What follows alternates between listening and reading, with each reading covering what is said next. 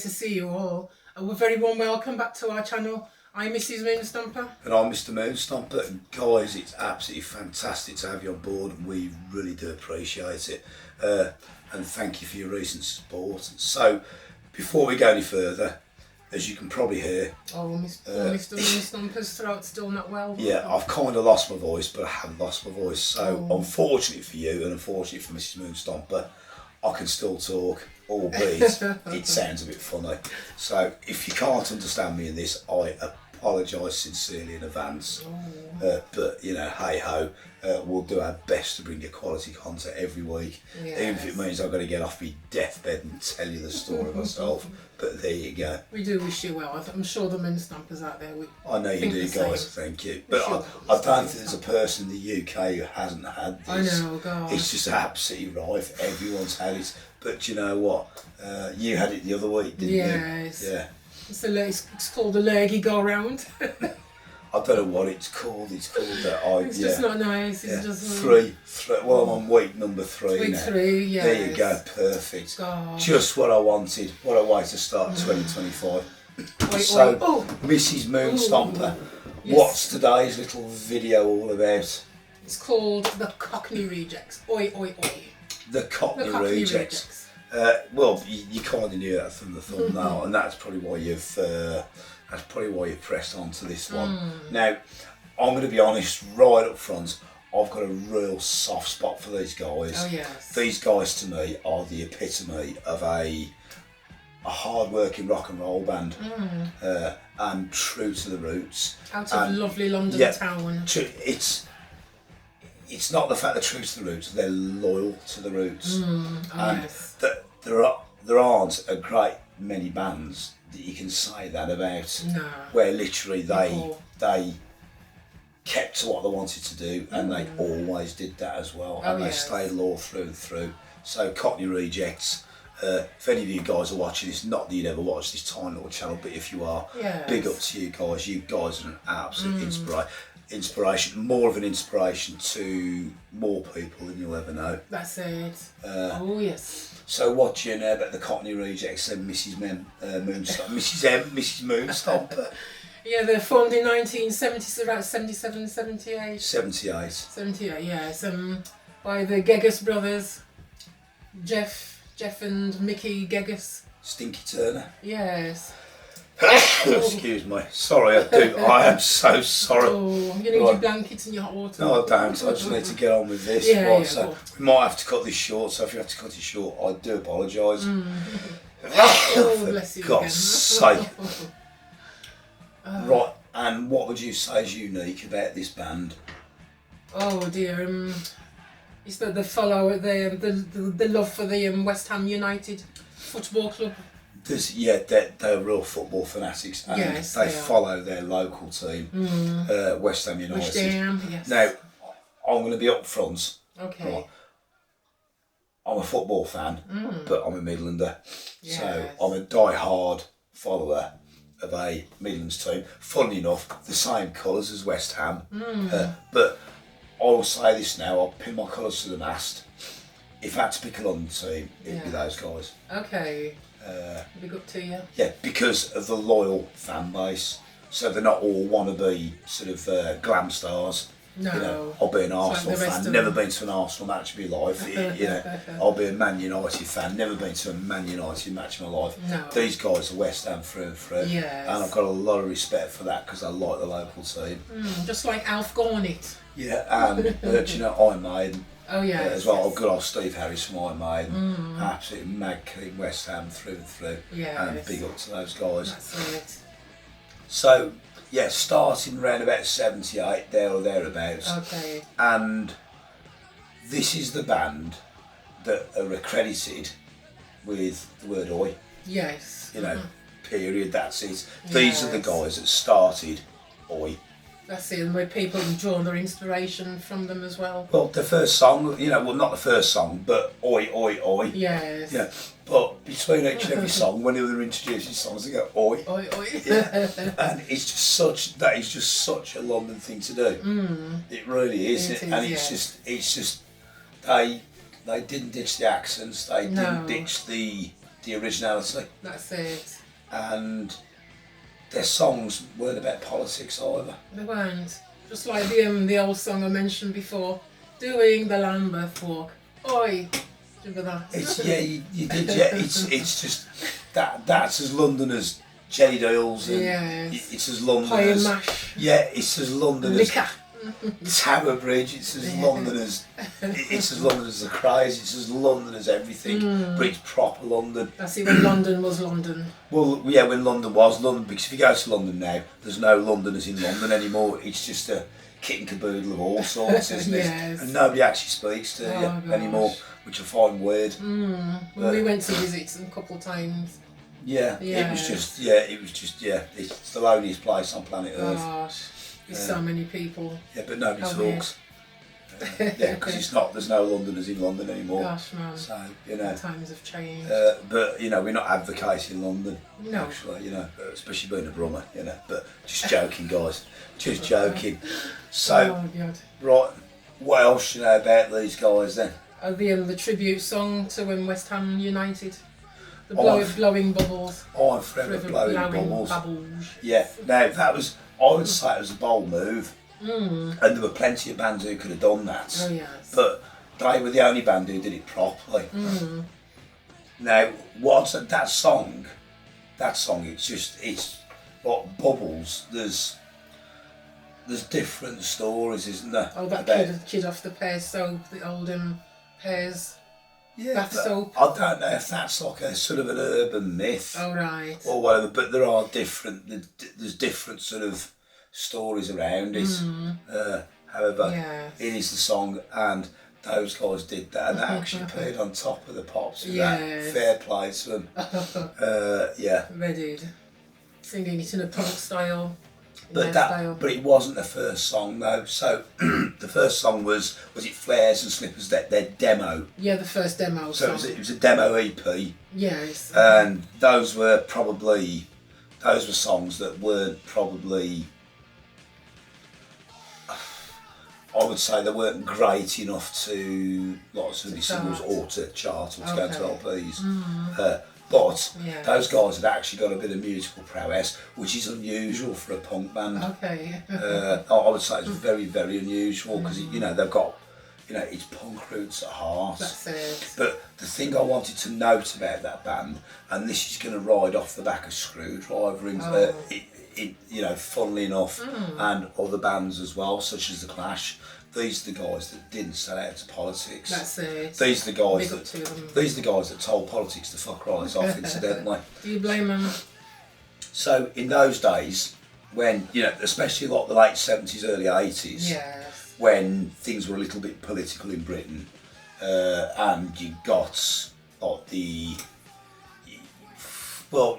got all the sort of, you got the extreme right wing and the left wing. The protests and the strikes and all that. And the National Front were, and offshoots of the National Front were trying to infiltrate music. Okay. Where you got what they'd done is they'd gone out and they'd recruited as many skinheads as they could. Yes. Well, actual bone, what you call your traditional bonehead.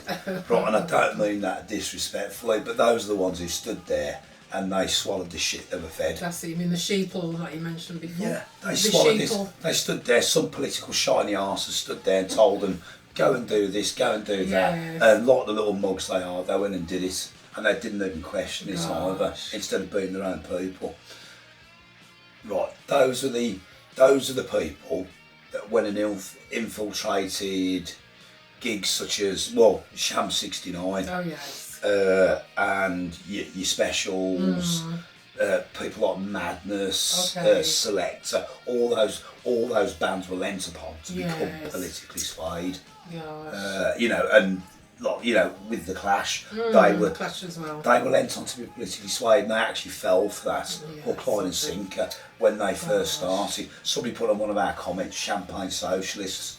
You summed it up in 2 words, fella, and I can't remember your name, so I do apologise. But you summed it up in 2 words. Still a great band, incidentally. And do you know what? I'm not listening to the politics. I was listening to the music. Shouldn't have to. No, exactly.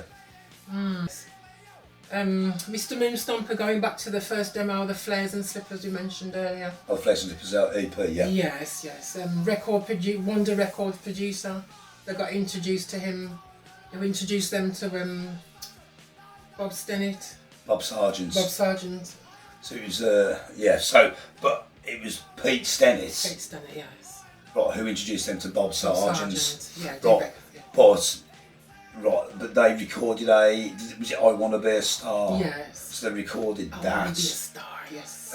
And if I remember rightly, they had about 3 LPs in rapid succession in the space of a year, because they signed to EMI, They did, yes. which was, fair enough, punk bands selling out to the main stream record label. But you know what? The only reason you do the music is, number one, you want people to hear, but number two, you got to eat food. So if you don't sell your music, do you know what?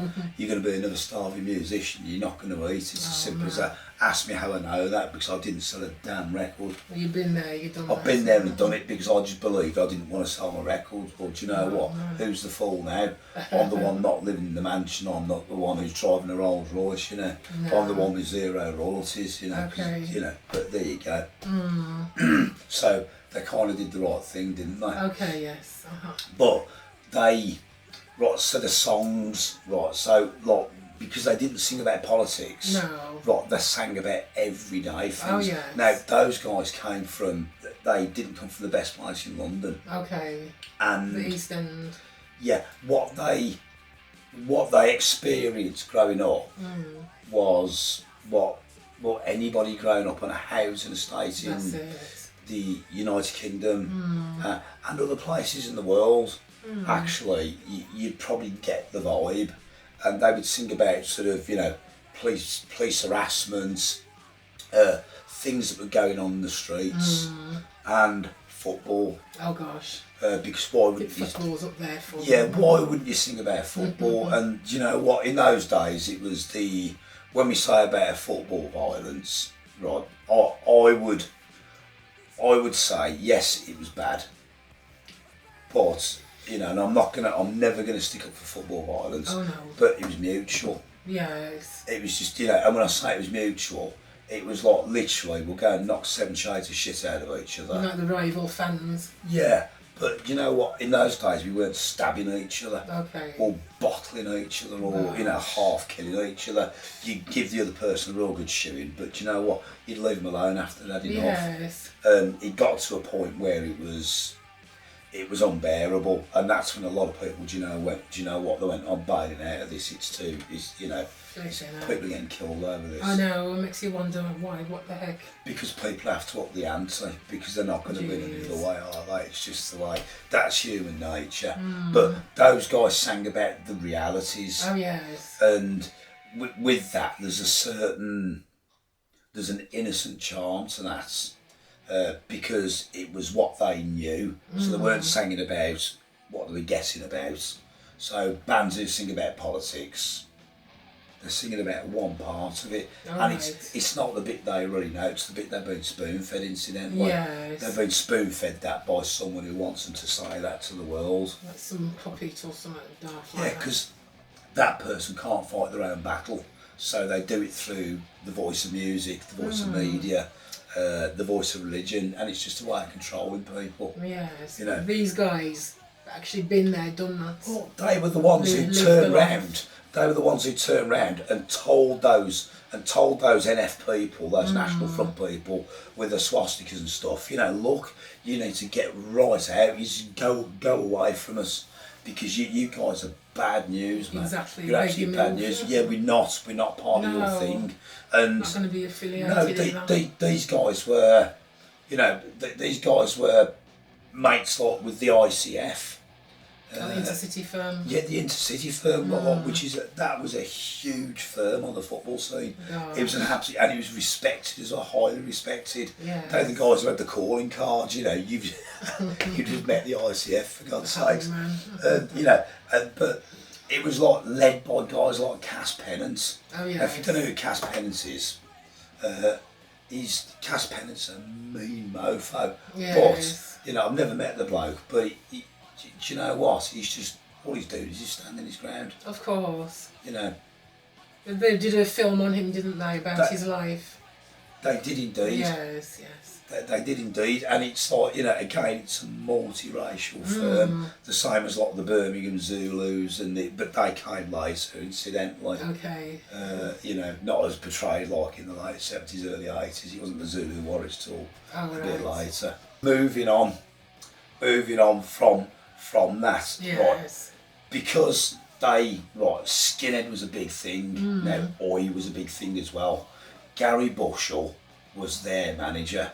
Was he the editor of them? He was editor of Sounds for a period of time, and a lot of people have got a lot of bad things to say about Gary Bushell. All right. That's their opinion. Isn't it? It's an opinion. Personally, I like the bloke. Yes.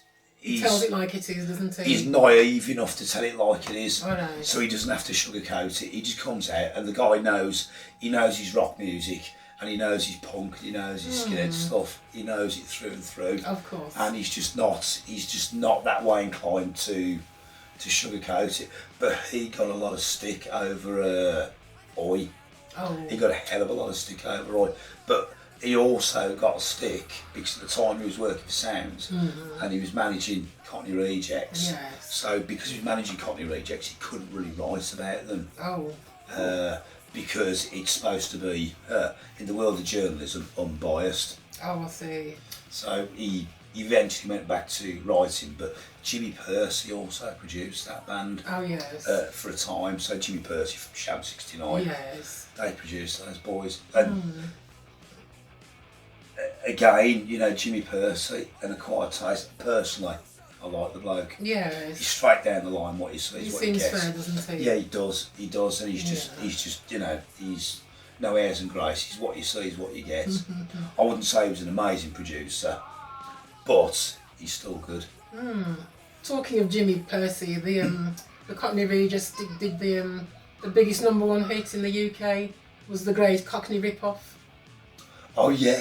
And the parody to Sham 69 Hersham Boys. Yeah, it was. Yeah, yes. absolutely. So gosh. Yeah. So just imagine that. Exactly that.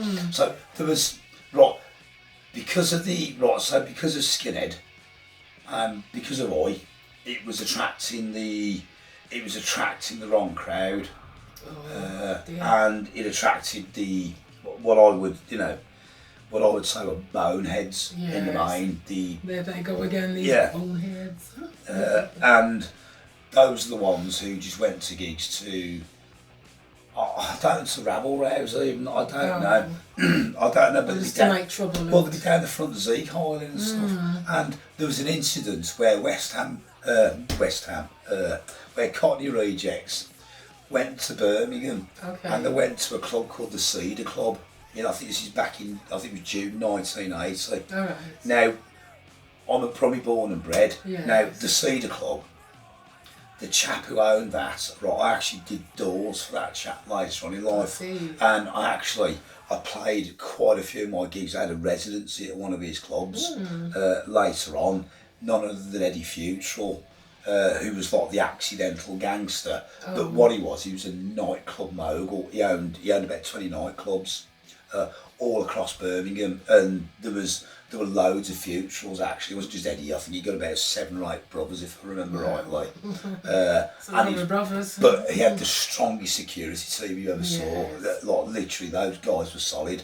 But in the Cedar Club, it really kicked off. So I can't remember who the support band were, but you've got about. And there's different reports on this. So Cockney Rejects would say something, Gary Bushell would say something else, and then reporters would say something else. It's just one of them things like Chinese whispers. Yeah. So there was a load of boneheads at the front. I don't know how many were. There'd been Zeke Highland for God knows how long. Birmingham City fans apparently. Yes. Then some people say Villa fans were in there, but there was skinhead fans, right wing skinhead fans, and it kicked off. It kicked off spectacularly to the point where the Cockney Rejects, now I think they've got like a fairly sort of strong team, and they didn't take security, they just got road crew. And their road crew, they were all quite handy, so they were boxers, weren't they? Oh yeah, the Geggers brothers, They were boxers. Jeff and Mickey. Yeah, and they're quite handy with their fists, good lads. Amateur boxers. Yeah, But, you know, if you can box, you can box. Like, that's quite a skill. It is. And literally a fight started, and Cockney Rejects have, like, basically, they've had it off with these Birmingham City skins. Oh, gosh. And basically, there's a couple of grand's worth of damage. God knows how many people are in hospital. Mick got hit in the face with an ashtray. Oh my gosh. He got a big glass ashtray came flying towards him. And yeah, the rest is history, but that made national press, funnily enough. So I tell you what, let's take a bit of a break, have a look at this, and we'll be back in a mo, guys. Alright. Enjoy. Yeah, right. And you're responsible for them people, they're there to watch you. And I mean, that's it. I mean, you're not going to run backstage. Don't fail us to run backstage. You fucking will do something about it. Which is the only way to look at it. That's not being flesh big, that's just being fair. There was a ruck there, you're saying that's all I know. There was a ruck and a few. And they said they don't want provocative bands from playing, yeah. Why do they? For some reason they consider us provocative. I don't know. Probably because we wear our. I think it's because of our type of music. On my end of the ballroom, like there was a few fights, so we decided It was a beard. instead of like the bouncers stopping it, we stopped it by getting off the stage and. Yeah. Is that a better method? Yeah, well, if you walk off, if you walk off like most of them do, if you walk off, they're going to carry on fighting because they know there's no cunt there to stop it. You're shooting out. But if you steam down into them when they're having a rack and you join and have a rack with them, they won't do it again. There was 2 rows there that night. I started one of the mates. Both the rows, we stopped both of them. We stopped both. Just us. It stopped as soon as it started. The Rejects don't want violence at their gigs and are prepared to deal with people who cause trouble with trouble. They're prepared to fight fire with fire. If we could have done their own security, there was hardly any trouble. I mean, it wasn't just fucking jump down off the stage. Come on in. Yeah. It was please stop, leave it out. You know what I mean? You're skinheads, you're getting yourself a bad name. Don't be silly. Yeah. And then I just kept on and they kept on and they kept on taking us for mugs. They even chucked a pint of beer over me. We don't want bouncers on stage with us. We let our roadies. They got a road crew of really great blokes, but they can handle themselves as well. And I've only seen them actually had to fight anyone once, and then about 16 of them decimated 40 skinheads who were causing a lot of trouble. Another time, the BM turned up at a gig and they did start doing the Seagull business, but one of the roadies just said don't, and they stopped. If kids get on the stage, then if a big fucking 16-stone bouncer walks out and batters him, pulls him off stage, the audience get aggressive, don't they? Yeah, so if our roadies sort of like pull the geezers away, not beard. We don't fucking hit kids who get up on stage with us. You know what I mean? If a kid wants to get up and jump about on stage, it's quite welcome to, as long as you don't like.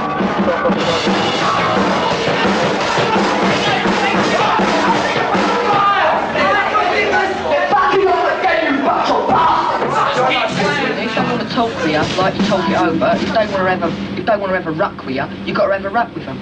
I'm Jeff Turner from the Cockney Rejects. I remember once in the 90s, which was really, and they can never get things right at West Ham, and I think it was on it might have been on it was on Sunday they used to show the game. It was after the big match, and they had this big fanfare thing, and they was going to drop a parachutist like into the ground, and we never get things right anyway. It's always low budget at West Ham. And this parachute skydiver, he's dropped out of the ground, he's hit the roof of the South Bank and tumbled over the top. I don't know, I think he broke about 2 legs and broke his arm as well. So it was just before a game, and we got beat as well. So it was a typical West Ham bungling. Yeah, I'll always remember that. I thought that was hilarious. It was like, weren't with the poor geezer who like fell over the thingy, but watching it, you just thought, that sums us up, shambles. I would say the late 70s, early 80s to mid 80s was very bad. It was bad, but I think it might have been done more in a tongue-in-cheek kind of thing. I think it was just people who wanted to protect, like, you know, everybody, like, you know, oh, we're protecting our little patch, because I think then more football supporters actually come from near where the ground was, you know, or was situated, and now it's different. Everybody's moved out and they come from miles, and I just think it was a kind of a turf thing that was. And yeah, the football hooliganism, I mean, by the time it got to the mid-80s, by the time I was 17, 18, I was well out of all that. It was a thing that I did as a kid. I'm not proud of it, you know, but never nothing serious, you know. But then I think it started to get really serious, and that's when the times, I look back at it now and I think, what was all that about? But it was just a pattern, the way it went in the in the 70s and the 80s, like, and I think everybody was at it. Like. Yeah, it's quite accurate. Like, I think Nick Love, I think he's a bit of a boy himself, Nick, and I've met him, and he understands, and I think he got that spot on. It was really good. He should have made it about West Ham, though, not Chelsea. It had been building and building, and yeah, we give it a large. I mean, we was kids and we done our thing, but that gig, I think it was a standard bearer for all that, you know. I mean, it was actually a coming together of Birmingham and Aston Villa who come together, which you don't normally get two teams who will come together. I mean, because they supposedly hate each other, the hatred in any city for 2 or 3 teams, and that partially come about because of that. And I think it was the hatred for us being cocky and showing West Ham and going, West Ham's this and West Ham's that. So it was inevitable it was going to happen. It was a 50-50 thing, you know, that happened, and it wasn't nice. Because we was about 20-handed, and what it happened is when you was on the stage, there was nowhere to go back. The stage was actually in the middle of the club. I mean, it was a big club. And there was no way out, so when you come on stage, straight away the verbal starts, and like, well, when I handle verbal, it's like if you're a stand-up comic, you know, you can put someone down, you've got the mic.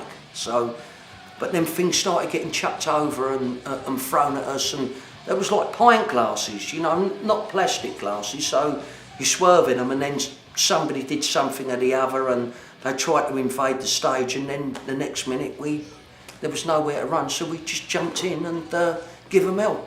Like, and they give us a bit of help back, but we survived it, 20 of us, right? And then it just went completely berserk. It finished after about 20 minutes with the police coming in. Like, that's how it finished, because we couldn't, like, you know, give no quarter, and we was moved to a little place at the side of the stage. I remember, and the bouncer tried to keep about 10, 12 of us in there. But my brother was out there as well with about 4 others, so we broke free from that. And the melee just continued, it was backwards and forwards, and then all the stuff was coming over from the bar, you know what I mean? And that's why, you know, I've got a big slice along there.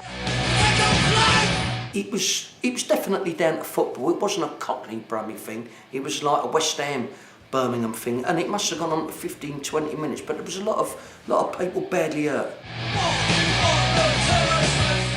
Yeah, it stood me in good stead, but it also helped out that we had about 19 geezers with us, like, who was proper handy, you know, yeah. So that helped as well.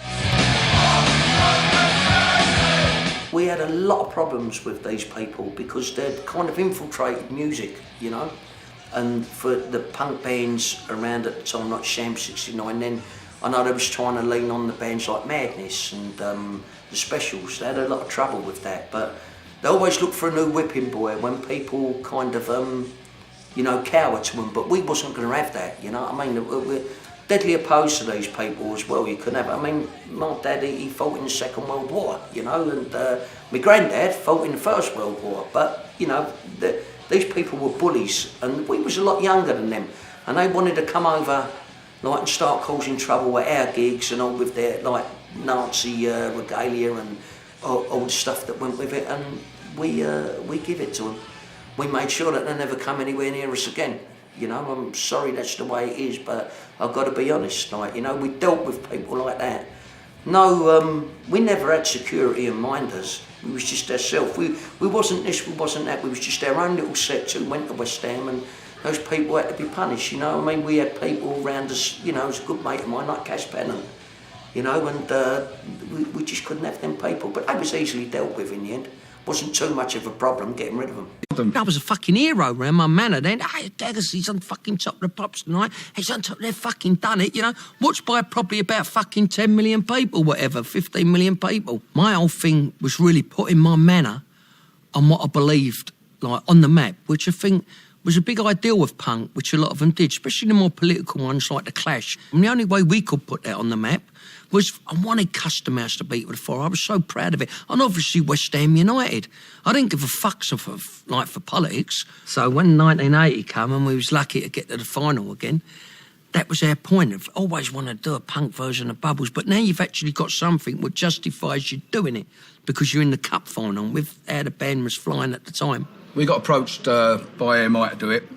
Iron Maiden wanted to do it, but we fucked them off. We're the proper West Ham geezers here. I mean, couldn't imagine some cunt with a light ale bottle down his fucking shorts wobbling over bubbles, could you? Like, you know, well, I couldn't.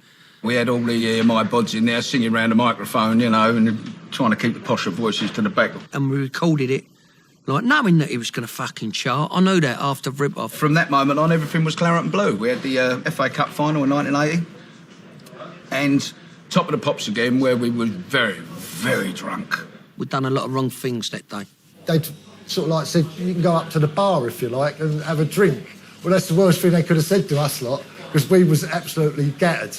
Vince falling arse over tit, you know what I mean? I didn't know what day of the week it was. We was all well monged, been in the green room and proper got on it. I think come about 4 o'clock in the afternoon, we was delivered these West Ham shirts by our manager, fucking manager, that's a good one. Like, and he fucked off. So all our dough's gone in the bar and we're fucked. So we're getting more and more out of it, but like wanting to cause destruction and harm. And I remember there was a band called the Lambrettas, some dopey mod band. And they had some little fuck-off, jerk-off manager with them. But no harm meant, as we was crossing down the stairs, like that, someone sang that stupid song they had, Poison Ivy or something, and he went, they're a lot bigger than you boys, who the fuck are you, and all that. That's the red rag with ball. I thought, he's got to fucking have some, that cunt, he don't verbal us. Then someone, like, clocked hold of him, I don't know, and they stuck a cutthroat up his Gregory. Like, and they said to him, like, you fucking cunt. Like, just to frighten him, we'd never have used it. And then the UK subs were playing as well. So we bundled over to their stage and got at the side of the stage, and we knew them. We started going fucking mad on the fucking strangling each other, throwing each other over and everything. Now, I think one of the producers said, who the fuck are that lot? And one of them said, that's one of the bands who are performing. And that was a brilliant day, you know. We sort of had a little running with legs and co, tried to get into their dressing room, kicked the door down, got warned about that. I think someone else got a clump, a member of another band. But that's the way we was. We was young fucking, like, hooligans. And after that, we got banned off Top of the Pops. Don't ever come back to the BBC. Looking back, it was a fucking death wish. You know, because if it had been like a band from fucking Leeds or Manchester or whatever taking their, you know, they would have got the same as what happened to us. That really was, in many ways, the beginning of the end of the first phase, because that's it, we were forever linked with West Ham. B-side, as you know, was West Side Boys. Welcome back, everyone. Hope you enjoyed that little clip. Yes, certainly hope you did.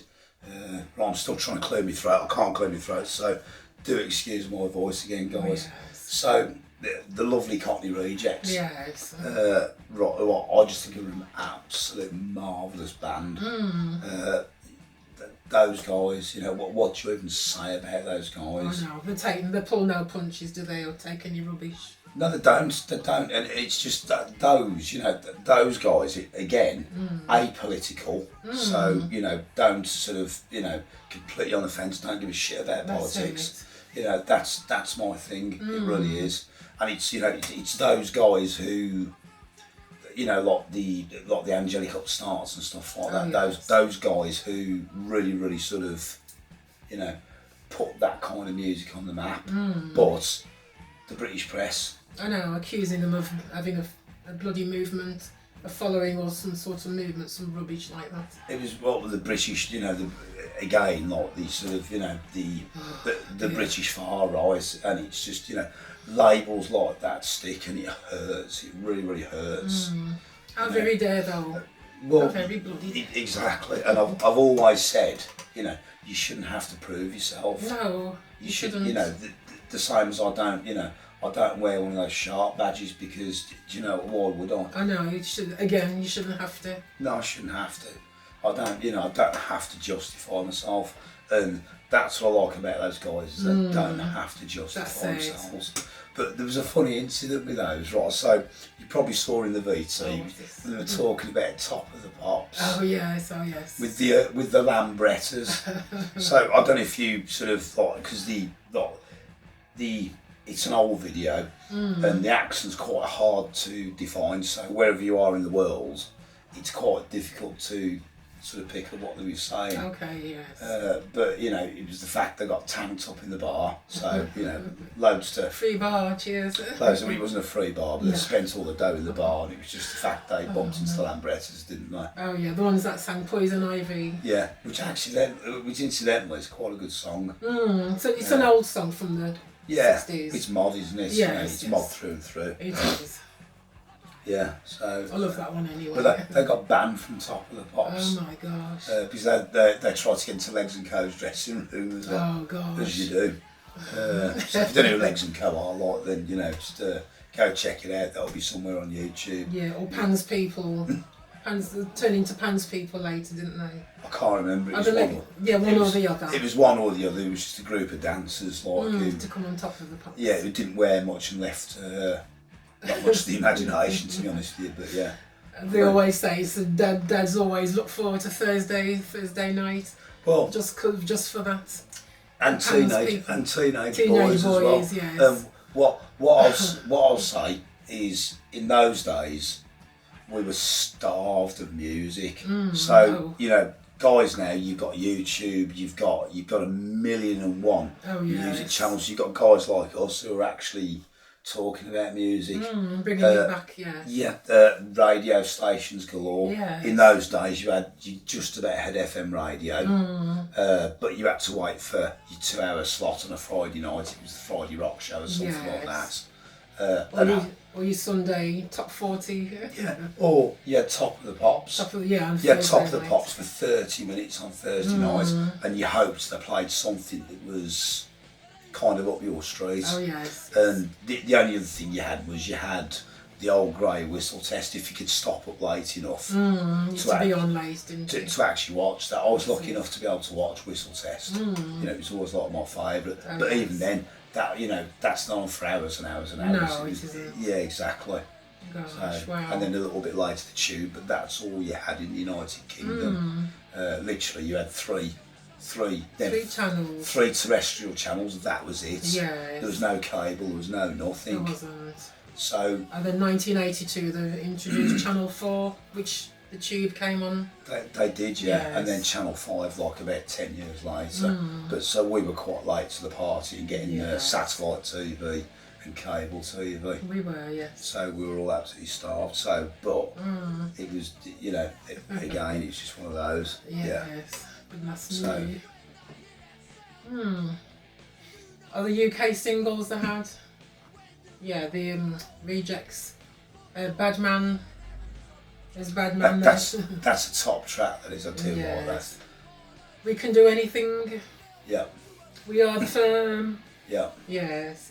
And that famous one, I'm Forever Blowing Bubbles. Well, yeah. I mean, 1980. These were.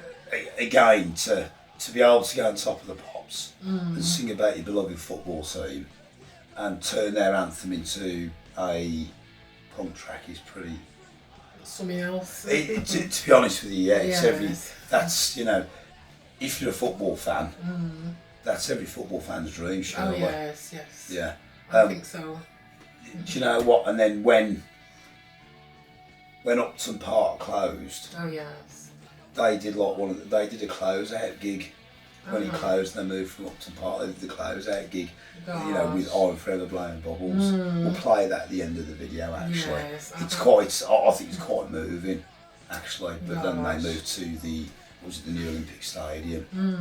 But again, West Ham fans loyal to the end. That's it. Mr. Moonstomper, did you know John Peel was one of Cockney Rejects' best advocates? I did actually know that. Now, he gave those guys sessions. Yes. And he, again, a lot of people underrate John Peel for some reason. Yes. But I don't know, I always saw the value in that guy. So he gave Screwdriver as well, there's another one. Oh, yes. As well as Cockney Rejects. He gave them. He gave them airplay. He gave them sessions, that sort of thing. But nobody else would. No, they wouldn't. So, I mean, again, everybody, the mainstream press and shops ran away from bands like that because they thought they were associated with racism. And at that point, at that point in time, you know, they weren't. Absolutely not, especially Cockney Rejects. They weren't, and they never have been. People just see things and take it the wrong way, Well, don't they? what they see is a skinhead, and they just see, what they actually see is a skinhead, think it's a bonehead, and then think it's an automatic racist thug. You know, ask me how I know that one. You know, you know, again. Just you know, prejudge, don't they? yeah, Before of they course, even get to know of course them they do. Of course they do. You know, and that's again, it's bad, but in my opinion, what it did was it cemented that band's beliefs just a little bit more. Oh, yes. It gave that band more power. And you know, live that band are something special live. Yes. You know, completely something special. They're out of this world. Oh, yes. And you know, the band's still going today. You know, albeit like completely different. Yes. Because it's made up of members of like Toy Dolls and the Business and stuff like that. Yes. But they're still going. You know, They and are. if you go and look at their website, you know, Stinky Turner's on there on this week and last week, and the guy's an absolute legend. He doesn't want to let it die. No, because they reformed last year, 2024. Yeah, they did. Yeah, Yes. there's the Rejects. The Rejects, yes. Yeah, and they're still gigging. Yes, they You know, are. they're yes. still gigging, and you know, to sell out audiences. Gosh, You know, it's Brazil and places wonderful. like that. You know, they you know, Yes. they're living the dream. Wow. And that music should never die, incidentally, and it should never be labelled as a political thing. It's not a political talk. It's goddamn music. You know, that's the whole point of it. How very dare people put labels on things that aren't. They have to. They have to, because you know it's media that sells. You know, and media is no longer the unbiased tool it used to be. No. If it was unbiased, then you know what's the point in that? Yeah, sure. You've only got to look at the BBC. You know, the BBC. The very point of the BBC is it's supposed to be unbiased media. Oh yes. But that's gone.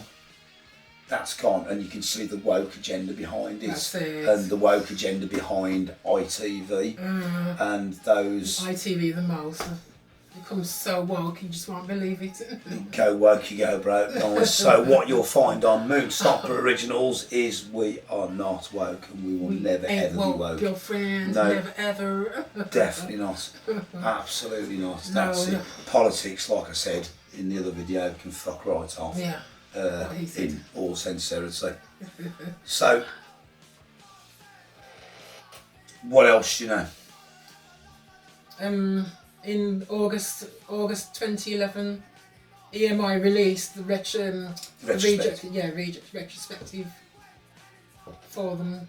They did, yeah. Yes, August 2011. They did, but you know, all the releases they've had. So you know, they've had quite a few best ofs, and that's a good way to get into those guys. Yes. Is go, especially things like that. Go and listen to that, because That's it you know, it brings it back, and they cleaned those tracks up as well. Yes. They cleaned them up. They digitally remastered them, and they're you know, they're as they should be. Yes. You know, roaring in your face.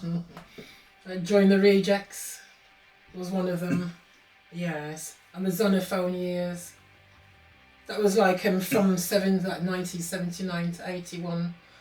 Back then, yes. And in my humble opinion, I'm going to say that was the most exciting time. Yes. It was just listening to those guys, the energy behind those guys, you know, Yes. and that like I say, those are the guys who started Oi. Yes, yes. Those are the guys who they just started it. That's it. Because they just said oi to everything, because that was just the most Cockney thing, and it's just Gary Bush who went, you know, it's oi music, isn't it? You know, do you know what I mean? And why not?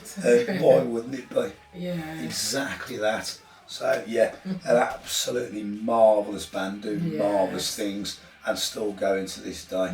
So I say go and check them out. If you've not heard of them, go check them out, because that's like a real good bit of history. Yes. And it's history that's still going as well. Oh yes. In one guise or another. May it continue. Damn right. So, Mrs. Moonstomper, Oh yes, Mr. Moonstomper.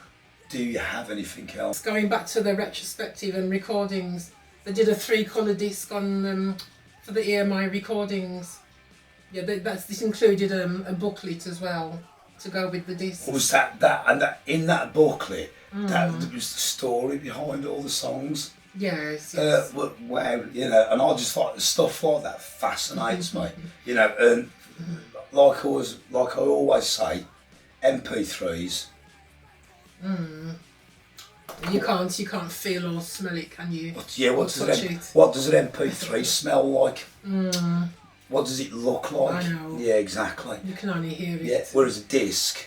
Yes, you can be feel it be it vinyl or be it CD. Especially vinyl.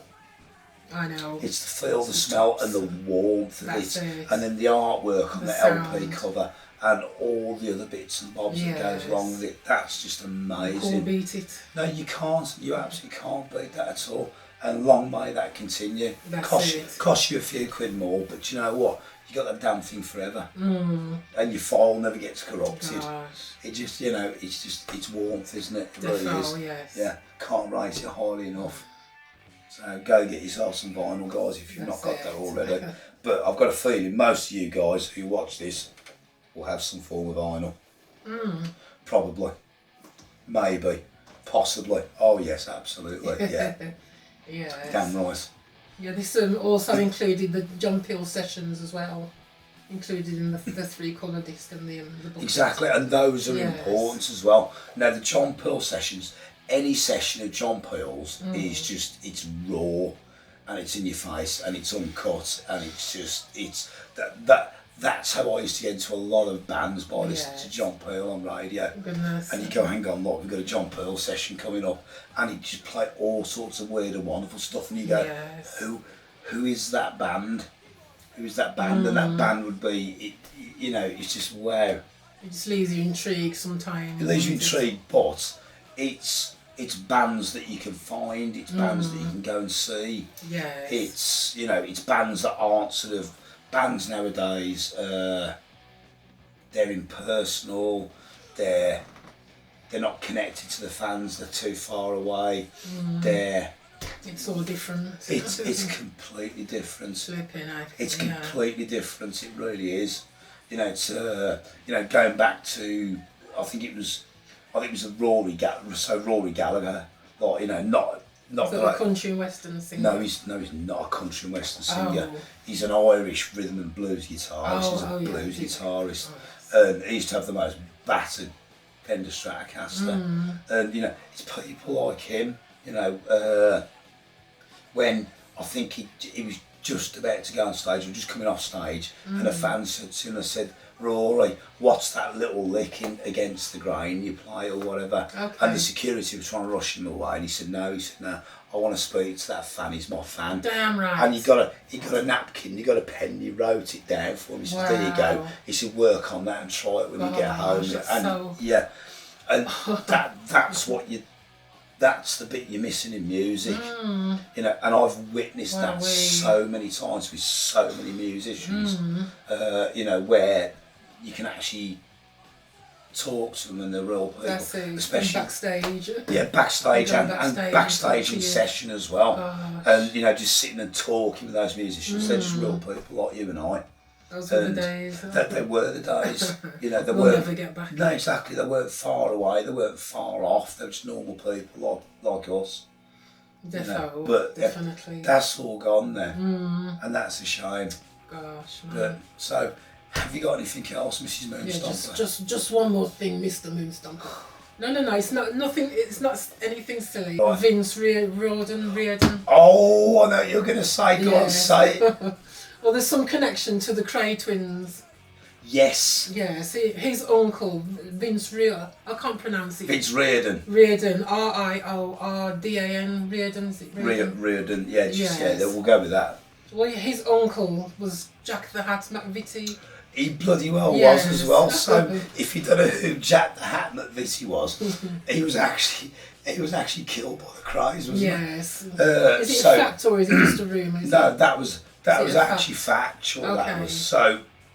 He was within that movement of like those East End gangsters. Oh yes. And at the time, you got those on the East End. Then you got the Richardsons. Oh yes. In Rivals. the South London. Okay. And there was a lot of hatred there. Gosh. But Jack the Hat I think he double crossed them, if I remember rightly, and basically they slotted him. They slotted him, and it all collapsed. But Yeah. So those, and again that goes back to those guys. Those guys grew up in a melting pot of bank robbers, gangsters. Well, it comes under racketeers, gangsters, boxers, yes. hooligans, but football. Yeah, but they're straight up geezers. Oh yeah. They're straight up no nonsense geezers, and there's a lot to be said about that. They didn't grow up in a sort of arty-farty sort of, middle class area where they just they were going to pretend to be something. They were what they were, and the authenticity of that is something to behold. I think so. And I can't think of many other bands who were authentic like that, apart from bands like Black Sabbath, who were just working class lads who just went out and just did it. That's it. And the authenticity never left that band. No, it don't. And that's where, that's a joy to behold. It really is. It's rock and roll, man. It is rock and roll as well. It is absolutely rock and roll. But and sort of going to rock and roll, then I would say in the late 80s and onwards, Cockney Rejects actually changed. They changed their music. Yes. The music became heavier, almost like a heavy metal style. A lot heavier. They still did like the old standards, but their stuff is a lot heavier, and it kind of went with the times. Wow. But those guys were no worse off for it. But a lot of fans deflected from that, and they didn't sort of get it, which is a shame, really. Yes. But like I say, those guys have just got to eat like everybody else, and like I said with like bands like the Clash, they had to change, because if you don't change, then you'll just be that band who does that weird music that's no longer relevant get left anymore. behind somewhat. Exactly. So you do need those fans to keep on coming back time and time again. I suppose. So big up to them for that. Yeah. So Mrs. Moonstomper. Yes, Mr. Mrs. Moonstomper. Do you have anything else you would like to mention? Mr. Moonstomper, what? Just keep forever blowing them bubbles. Absolutely. Pretty bubbles in the air. But don't let them fade and die though. I can't say anything fairer than that.